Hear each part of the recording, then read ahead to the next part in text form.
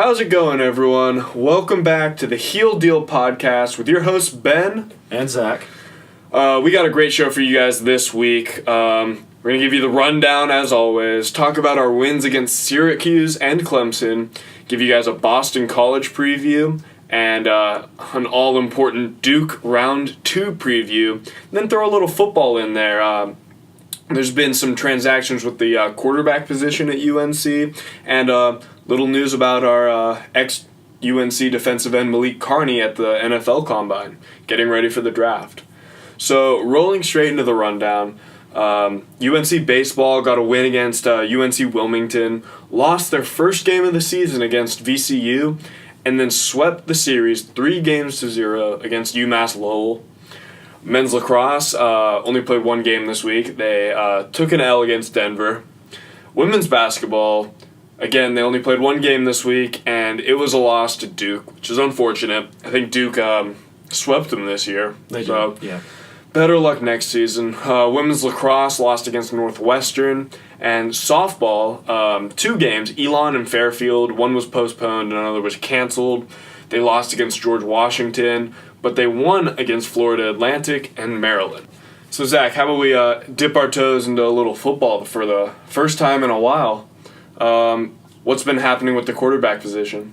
Well, big news of the week, Ben, is that Nathan Elliott, who was a starter for most of the season last season, has decided to leave the university and pursue a graduate position job at the university, or actually Arkansas State University.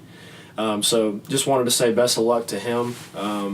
I think what this means for the football team is that, he kind of looked at the competition for the upcoming season. He sees Sam Howell, he sees Jace Ruder, he sees Cade Fortin, and he knows that it's going to be tough for him to really get a lot of playing time. Yeah, I mean, you say what you want about how he played last season. Respect for him for recognizing the situation and finding a good opportunity at Arkansas State, you said? Arkansas State, yep. All right, and then our other quarterback who got a little time last season, Chaz Surratt. Talk to me about him. Yeah, well, he came in to UNC a couple years ago, and he was really, people were high on him about playing quarterback. But unfortunately, he had some injury. He had some, bad times on the field the past couple years, and he has ultimately asked the coaching staff for a change of position. And he is now a linebacker on our roster. That is wild. I mean, if he didn't have an inclination towards linebacker, he wouldn't have asked to be moved there. So we'll see how he develops. I personally think this is a great team move for a guy like this. I love seeing stuff like this where a guy sees that the competition's a little bit strong at one position, but maybe not so much at the other. Mm-hmm. And if he feels he can really help there, going to the coach saying, hey, I know I'm not going to be able to help us at quarterback as much as I can at linebacker. Can I play here? Yeah. And I'm sure Mac was more than happy to give him an opportunity. I mean, he's likely going to be more of an asset to the team in a linebacker role than like our 4th-string quarterback. I definitely agree, and I think that's his thinking there. Yeah, so you talked about the 3 quarterbacks that remain on our roster now. Give me a little summary of that situation. Well, it's Sam Howell, who's the incoming true freshman, big time recruit, all that stuff, and then we have Jace Ruder and Cade Fortin, who are both freshmen right now that will be sophomores next year. So really, no matter which way you shape it, whichever of the 3 of them that wins the job this spring and summer, we will have a young guy moving forward, and this team will have a young quarterback to develop and to kind of mold within Mac's system. And I like it any way you shape it. I think any 3 of them, if I find out they were to win the job, I'd be happy about it. I'm not pulling for one over the other. I just want a quarterback that can really help us get some points on the board. Yeah, no, it'll be nice because we're not trying to retrofit a quarterback that we've had for a while into Mac Brown's system. They could develop the talent from the ground up. Absolutely. Which is a great sign. But do you think, as it stands right now, one guy has an advantage over the field? Well, you have to look at the talent of these kids, and Sam Howell is a sensational player. I mean, this guy was... I would say he's probably the favorite from a talent perspective. I don't know if there's really any experience to be had here because this is a brand new system for everyone. Yeah, because I guess Ruder and Fortin do have a year on the team under their belt, but again, new coaching staff, new coordinators, who knows how valuable that actually is. Exactly right. So, and offensive coordinator Phil Longo is going to run a little bit of a different system than what Fedora wanted to. So it'll be different. But really, I'm happy with any three of them being there. I'm just excited to see how it's going to play out. You're just excited for football season to start. Absolutely, always. So for some of you guys who haven't seen campus recently, we got the big old practice facility is up, and from some of the photos I've seen, some of our friends who have been in there, it is pretty nice. Nothing short of beautiful. Yeah, exactly. So so sticking with football, ex-UNC defensive end Malik Carney, who I know you're a big fan of. Yep. He was one of our most valuable defensive players last season. He was suspended for a part of the season, right? Yeah, he was suspended for part of the season for the shoe thing we had going on early. Yeah, but I mean, he played well enough to get an invite to the NFL Combine, and ran a bunch of his drills today. In fact, so he ran a 4.7 second 40 time, which is pretty fast for an edge rusher. 25 reps on the bench press, which was 5th most among edge players, which is pretty big when you're trying to shuck off an offensive tackle. It's nice that he's scoring high in these tests of strength. NFL.com scores a lot of these players coming out of college and into the draft, and he got a 4.54, which corresponds to a player that they think could be a valuable NFL backup, have special teams potential, and eventually develop into that starter. So really great sign for him. Yeah, very excited about what he can do. I'm really glad he's going to get an opportunity having a small sample size this season. I really like him. I liked him all season. I always called for Malik Carney sacks, and then I knew he'd get me one every game I said that. So really, really proud of him. Hope he has a great NFL career, and we'll keep up with it along the way. Yeah, no, one great UNC edge rusher retires, and hopefully another one will. We'll have to see who that's going to be. We'll see. So transitioning to basketball, UNC picked up 2 wins against teams that on paper maybe shouldn't have given us as hard of a time as they did, but we came out with wins nonetheless. Talk to me about Syracuse and Clemson. Well, both games were really good in terms of very fun to watch, very close. Syracuse, I think, scored 85 points, which is a little bit shocking. They're not a team that scores in the high numbers that often. But they came out and shot great from 3. Early on, they hit a bunch, and I think they ended up with something like 14 for the whole game. Both these teams came out and just kind of punched the Tar Heels in the mouth from the arc. I definitely agree. Clemson, similar. They didn't, I don't think, hit as much team threes as Syracuse did, but they definitely fought us in other ways. They had an inside presence that was tough. They had Luke had a little bit of a hard time containing some of their bigger guys. Yeah, Elijah Thomas, the starting center, he had a double-double, 14 points and 11 rebounds, and he was definitely a mismatch for our guys inside, so we had to kind of mix up some things defensively to get him out of there. Yeah. It's just crazy how important the rebounding game is to this Tar Heel team. We're the best rebounding team in the country, but that's really how we're beating teams consistently with fundamental plays on the boards. Yep, and it's been a trend for Roy Williams teams for a long time, and I hope that we can keep that going. I'm really glad that we're able to sustain those numbers, not having that inside presence that maybe we're used to having. But however you get it, you still get it, right? Yeah, exactly. And they're doing it, and I'm really happy that it's happening at this point in the season. And I mean, once the ACC tournament comes around,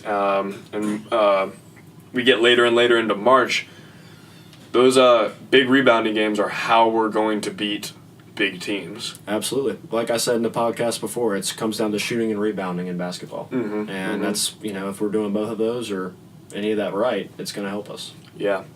So, well, I don't know about you, Zach, but I can't wait to get into a bunch of that stuff once March rolls around. So just for some background, we may or may not get to record an episode next week because of our spring break. Yeah, we will be in different places. We'd like to recap Duke, since that's on Saturday. We'll be able to recap it on Sunday, and also Selection Sunday. Selection Sunday will be the following week, and normally we would be back from break by then, so hopefully we can catch that right when it happens for you, but we'll have to see how it plays out. Exactly. So then, of course, get to talk about all that good stuff from the ACC tournament. But back to Syracuse and Clemson. What were some of the keys to the win? Well, I think the keys to the win for both games, and it's kind of something similar here, is we saw the Tar Heels persevere. And I love seeing that in games like this. Both teams came out and, as you said earlier, punched us in the mouth in different ways, and we had to respond. For example, in the Clemson game last night, we had the scare of Roy going down. That was worrying. Highly unfortunate for him. I hope he's okay. This has happened before, though, and he has been all right. So hopefully that's what happens this time. But just, what that means for basketball, though, is when he goes out and we're still able to put together a good win down the stretch on the road like that in an environment that was, very easy to lose in last night. Clemson was very loud. Yeah. It really shows what kind of this team's made of, and that they can win in multiple ways and in different places, and they can get it done. Mm-hmm. Mm-hmm. Well, I mean, Roy is so important to this team. The fact that the other coaches could fill in and still leave with the win, it's huge. But I think Roy spoke at the post-game press conference and just explained it was like the same thing that happened at Boston College in 2016. I know one of the games we went to this season, he took a knee at one point because it was starting to bother him. Yeah. Not nearly this bad, so he got back up after a couple minutes, but still, prayers go out to Roy. Hopefully he'll be good to go. Yeah, but I'll backtrack a little bit just real quick to give you a little bit more of a X and O's point of the keys to the game. I'll go back to Syracuse real quick. One thing that I want to point out that's very important about that game is that we shot 37 free throws, and we hit 34 of them. That is just wild. So that's a great percentage. And to get 37 free throws, that means you're doing a lot of things right. One of those being that you're driving the basket. Yeah, no, Nasir looked like he was having one of his confident games. Absolutely. He definitely was at night. He's getting rebounds. He's getting more minutes. I think he had like 21 minutes in that game. But yeah, we got to the glass and we got fouled, and they were playing against us when we were in the double bonus, it felt like the whole time. So whenever they tapped us, it was 2 free throws there. So, getting to the line that much against a team that runs that type of zone is really good because it makes them have to play a little bit more tentatively on the block. Yeah, exactly. But, we can get fouled as much as we want, but that won't matter if we don't hit our shot. So, very much. Really, shoot, we did not win that game by very many points, so every single one of those free throws was important. Right, absolutely. So, I got to ask you about these unranked teams that we seem to have a little bit of trouble with. The ones that come to my head are like Miami, then of course Syracuse and Clemson, where on paper we're a superior team, but in the game, they stay with us. Oftentimes we got to make comebacks of our own. Are we playing down to our opponents? Are they playing up to us? What's your take on that? Well, I think in the three teams you mentioned, I would say that they played up to their competition. In the past, we have had a tendency to play down some to some teams that are not even in the ACC. But I think in this situation, all those teams played up to their competition. And the reason I said is because all three of those teams in those games, we have played good basketball. They've just played equally good basketball. Yeah, I have to agree with you there. And we have to make plays down the stretch. And fortunately, the better team, us, on paper and on the court, has been able to make those plays down the stretch as opposed to the opposite team. But Clemson played really good basketball last night. Mm-hmm. Syracuse played a really good basketball game, scored 85 points. That's unlike them, like I mentioned earlier. And then, of course, before then, Miami, Chris Leggs, I remember, was a freak that game. Man, that was a game. and they just played really well against us. Mm-hmm. You got to give them credit. We took it to overtime, remember? Yeah, no, I agree. It didn't look like the Heels played inept basketball at all. Just the other team basically, I left each of those games like, man, if the X team sneaks into the tournament as a 12, 13, 14, 15, 16 seed, they could be dangerous. But in reality, they're 2-11 in the ACC and probably going to lose if they make it into the tournament at all. Yeah, and the inverse to your question about maybe an example of when Carolina played down to their competition would be Louisville, the first game. Oh, man. That would be a really good example of that. Because I think everyone wants to forget about that one. They came in unranked. Mm-hmm. We came in, I don't remember what we were, maybe like 9th when we came in. It was like early January. And that would be an example of us playing down. Mm-hmm. But the rest of them, I think it was the other team playing up and taking the opportunity to try to beat a quadrant one team. That was kind of what we ran into last night with Clemson, is that they were kind of desperate. You know, they're fighting to be a bubble team right now. They're trying to get in. Yeah. And having a win against us last night would have almost put them in the tournament by itself. I mean, that would have been a huge resume booster. Exactly. It would have given them a much easier road from then on out to get in.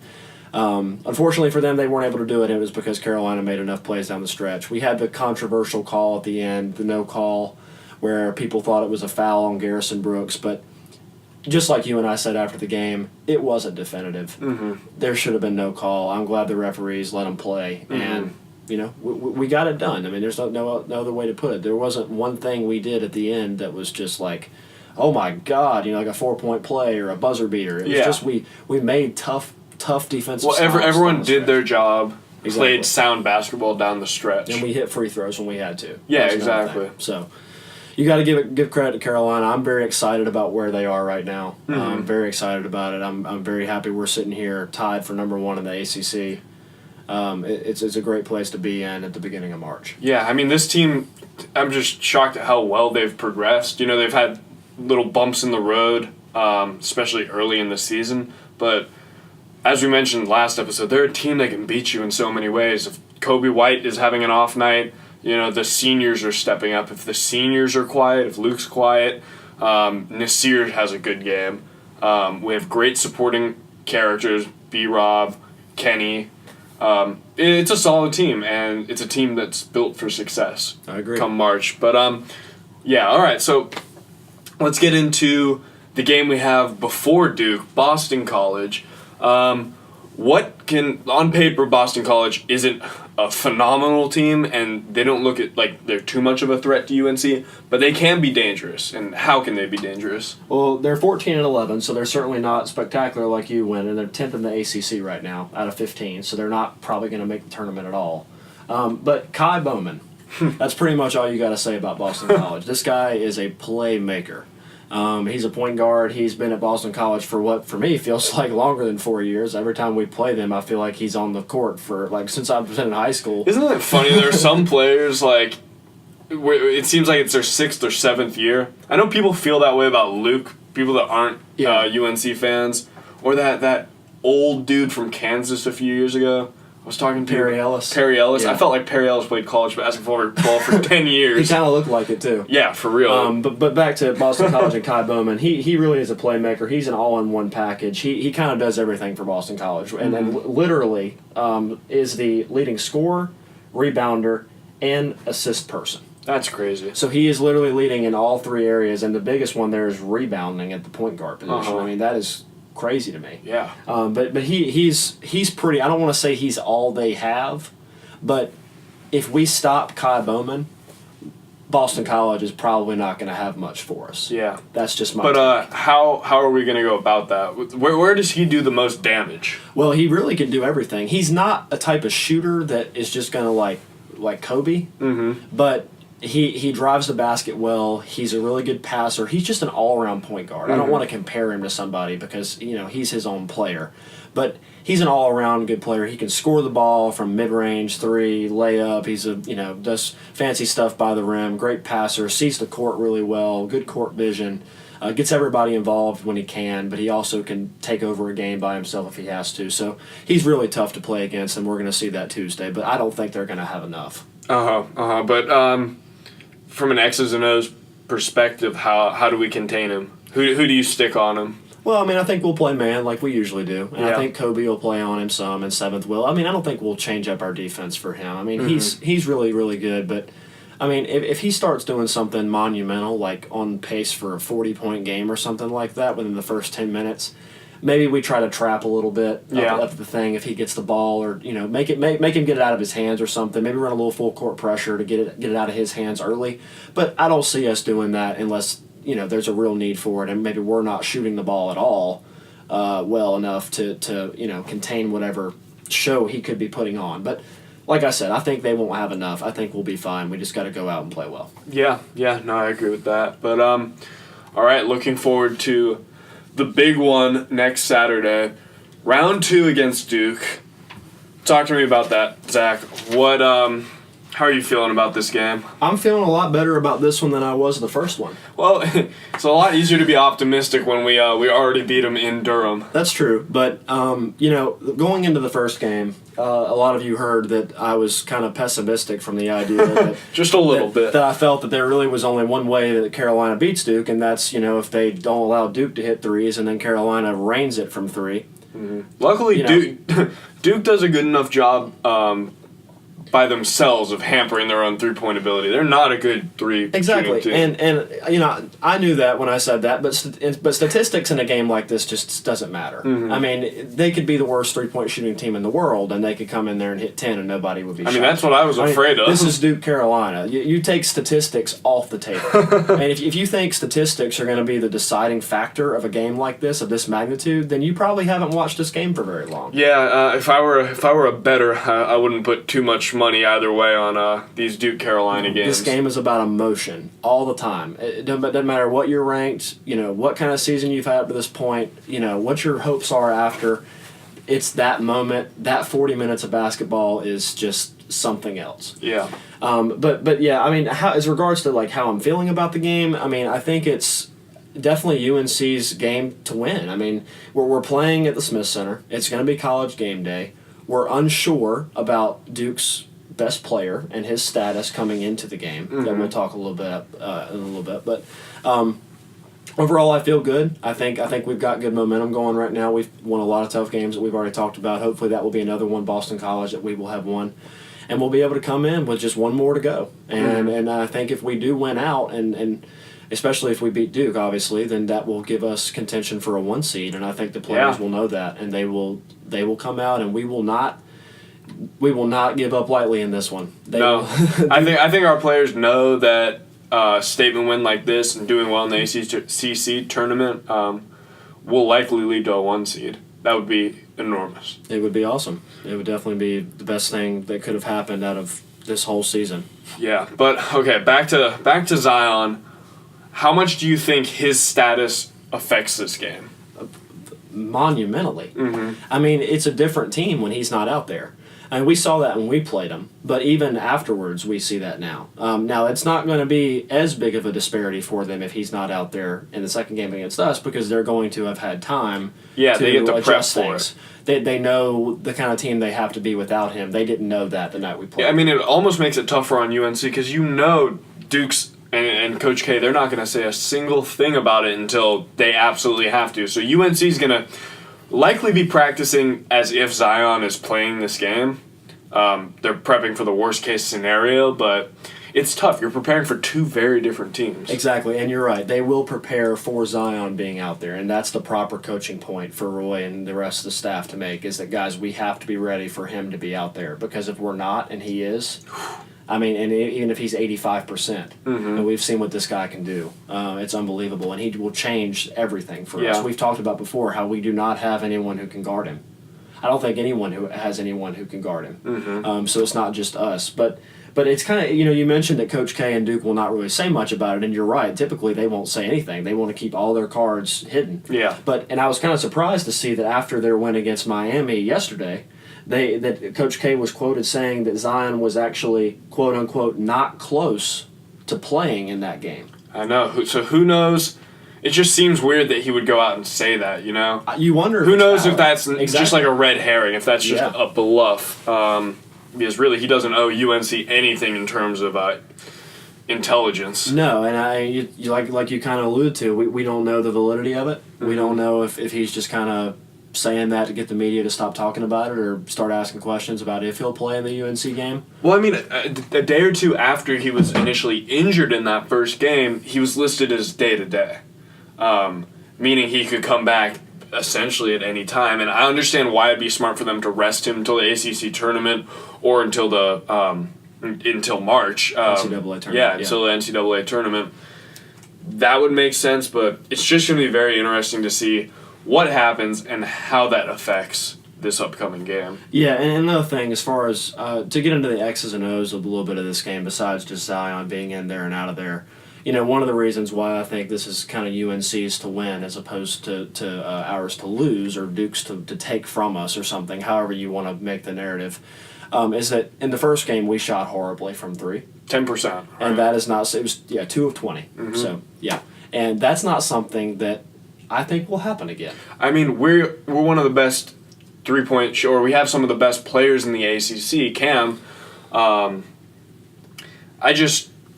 it's crazy that we shot as poorly as we did, and we still beat them by a sizable margin. Yeah. Imagine if we hit even 20, 30% of our threes. Exactly. We would have blown them out by even more. Beat them by like 30. Mm-hmm. And you're exactly right. We show we can win in multiple ways, and I don't think we'll have that bad of a shooting percentage again. Mm-hmm. And we're at home, Yeah. so they've got to deal with us now in our environment. And Kobe White is the definition of hot right now. If you look it up in the dictionary, you'll see his picture. Yeah, It's right there. last 2 games he got out of that 34 and slump. 28. That's crazy. And 12 threes between the 2 games. Mm-hmm. So he's on a level right now. I think he'll be on that level Saturday. Mm-hmm. I think we're going to play really well. I think we're going to give them a really hard time, and I think that we will win this game. I really do, with or without Zion. And I'm going to go out on a limb and say I don't think he will play, and if he does, it will be at a very, I'd say maybe 70% max, and he will not play this type of minutes that he has. I think we'll win regardless. Yeah, it'd be tough to throw him in playing the same number of minutes that he was prior to his injury. Absolutely. So yeah, I mean, you were very much leaning towards Duke winning that first game, but you're wholeheartedly on UNC's ship here, and I'm kind of in the same boat. I think UNC is going to handle business, but again, it's the kind of game where you throw stats out the window. Anything can happen. Yeah, you're right. And that was my only thinking there, being pessimistic in the first. I wasn't thinking that Duke was just going to, run a monopoly on us this year or something like that. But I just looked at it and I was thinking, okay, we have every way to lose this, and they have every way to win it. Now the narrative has changed. They're without their best player. They're coming here. We are really, really hot right now. We've won tough games, just really tough games, and know who we are as a team right now. I just really like our chances here. And it's going to be really interesting, Ben, because if we do win this game. Yeah, talk to me about how this affects ACC seeding. Well, I will, but really quickly, I want to say if we do win this game, this will be the first time we have swept Duke since 2009. Man, that is crazy. Very interesting stat there. But you were talking about ACC standings. So really quickly, right now we're tied for first with Virginia. Mm-hmm. The only difference is Virginia has beaten us. So we're at 14-2, both of us, but they have the head-to-head, so technically they're first. Duke is in third at 13-3. So the scenario we have going into this last week is that we all play 2 more games. Yep. If Virginia wins out, they have the regular season outright. If they lose a game and we win out, as in Carolina, we will have the regular season outright. If Duke is to win out, meaning beating us, and Virginia were to lose a game, Duke would win it. So either 3 of these teams can win this. It is very foreseeable for any of us to win the regular season in the ACC. So who do Virginia play the next 2 games? They have Syracuse on the road on Tuesday night, and then they end their regular season on Saturday before we play Duke, or as we're playing Duke, against Louisville.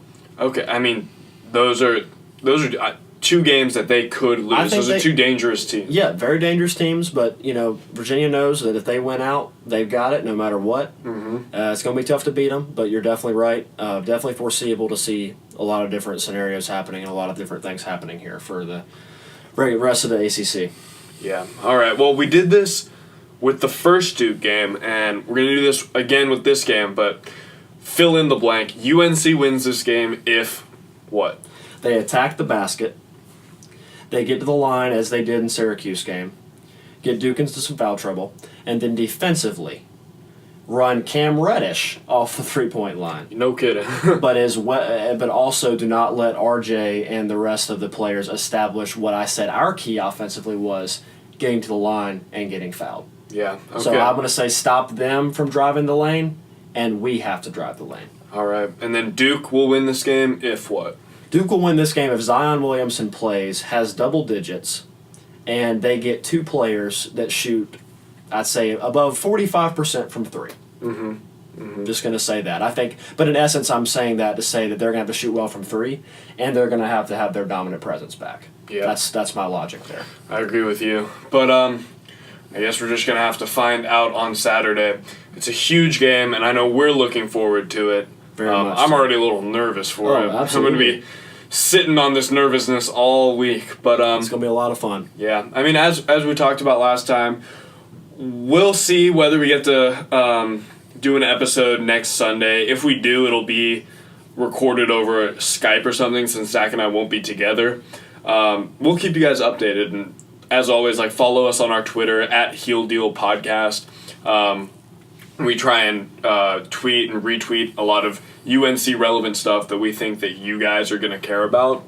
But that'll wrap up the show for today. Big things happening. I'm very excited. Very excited too. And guys, we'll keep you updated on Twitter about next week and everything everything else going on. And in the meantime, man, as always, Ben, Go to hell, Duke.